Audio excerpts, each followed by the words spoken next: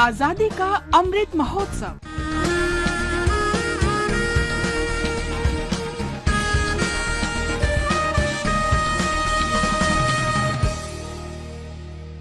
आजादी का सफर आकाशवाणी समाचार के साथ। आजादी का सफर की आज की कड़ी में हम महान स्वतंत्रता सेनानी सुचेता कृपलानी को याद कर रहे हैं, जिनका जन्म 25 जून 1906 को हरियाणा के अंबाला में हुआ था। सुचेता कृपलानी भारतीय राज्य की पहली महिला मुख्यमंत्री बनी और उन्होंने 1963 से 1967 तक उत्तर प्रदेश सरकार के प्रमुख के रूप में सेवा की।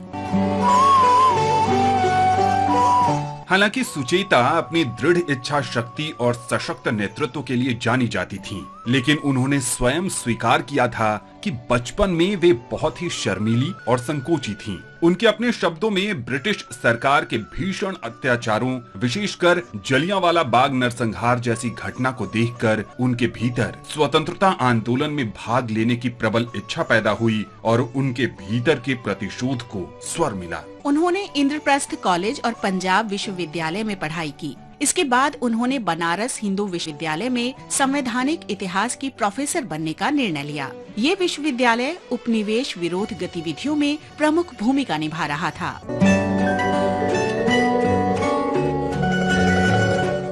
बनारस हिंदू विश्वविद्यालय में ही सुचेता की मुलाकात जाने माने स्वतंत्रता सेनानी जेबी कृपलानी से हुई, जो स्वतंत्रता आंदोलन के लिए स्वयं सेवकों को लेने के उद्देश्य से अक्सर विश्वविद्यालय आया करते थे। बाद में 1934 में इन दोनों ने बिहार भूकंप के राहत कार्यों में भागीदारी की। इसके 2 वर्ष बाद दोनों ने विवाह करने का फैसला किया, लेकिन कृपलानी सुचेता से 20 वर्ष बड़े थे और इस विवाह के लिए दोनों के परिवारों में से किसी की भी स्वीकृति नहीं थी। गांधी जी भी इस निर्णय से खुश नहीं थे, क्योंकि उन्हें लगता था कि विवाह के बाद पारिवारिक जिम्मेदारियों से आचार्य कृपलानी का ध्यान राष्ट्रहित के कार्यों से हट जाएगा। लेकिन गांधी जी बाद में इस विवाह के लिए राजी हो गए और सुचेता कृपलानी ने भी सत्याग्रह रैलियों में सक्रियता से भाग लेना शुरू कर दिया। जल्दी ही वे नेतृत्व भूमिका में भी आ गयीं।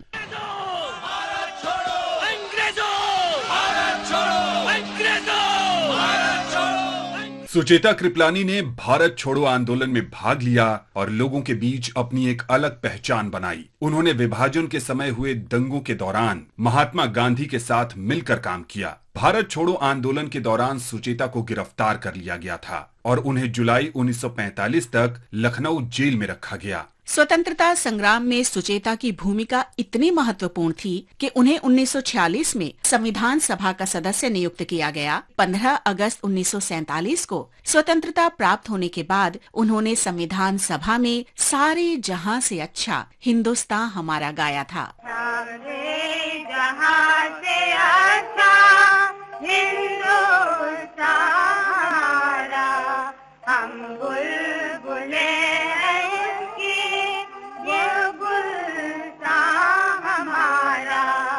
आजादी के बाद भी सुचेता राजनीति से जुड़ी रहीं। 1952, 1957 और 1967 में उन्हें लोकसभा के लिए चुना गया। 1963 में उन्हें उत्तर प्रदेश की मुख्यमंत्री बनाया गया।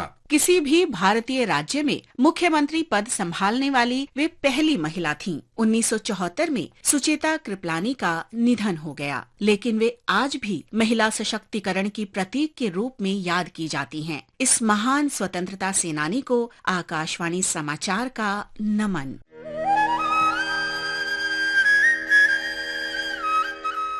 आज हम स्वतंत्रता सेनानी हस्सा की शहादत को भी याद कर रहे हैं, जिन्हें 25 जून 1919 को फांसी दे दी गई थी। हिंदू मुस्लिम ते सिखा ने जान दी बाजी लागे, भारत मां चोली एक बूंद लहू दी पाके, तिन कौमां ने रल के रंगे रंग बिरंगे खून शहीदा जाड़े रंग तिरंगे। पंजाब के अमृतसर निवासी हस्सा मोहम्मद शेख के पुत्र थे। हस्सा ने रॉलेट एक्ट के विरोध में महात्मा गांधी के आह्वान पर राष्ट्रव्यापी हड़ताल के अंतर्गत 6 अप्रैल 1919 को अमृतसर में हड़ताल का आयोजन किया। उन पर एक ब्रिटिश अधिकारी की हत्या का आरोप लगाया गया। हस्सा पर मुकदमा चलाया गया और अमृतसर अलायंस बैंक हत्या मामले में मार्शल लॉ कमीशन द्वारा उन्हें दोषी ठहराया गया। 25 जून 1919 को इस निर्भीक देशभक्त को फांसी दे दी गई। उन्हें आकाशवाणी समाचार का नमन।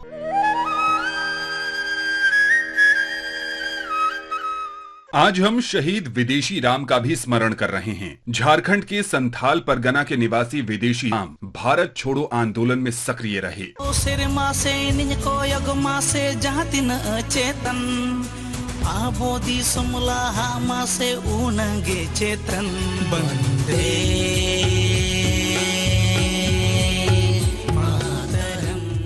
राष्ट्रवादी गतिविधियों के लिए उन्हें गिरफ्तार कर कारावास में डाल दिया गया और 25 जून 1944 को दुमका जेल में कारावास में ही उनकी मृत्यु हो गई। देश की माटी के इस महान सपूत को हमारा नमन। और अब आजादी का सफर आकाशवाणी समाचार के साथ श्रृंखला की ये कड़ी यहीं संपन्न होती है। कल फिर मिलेंगे अगली कड़ी के साथ।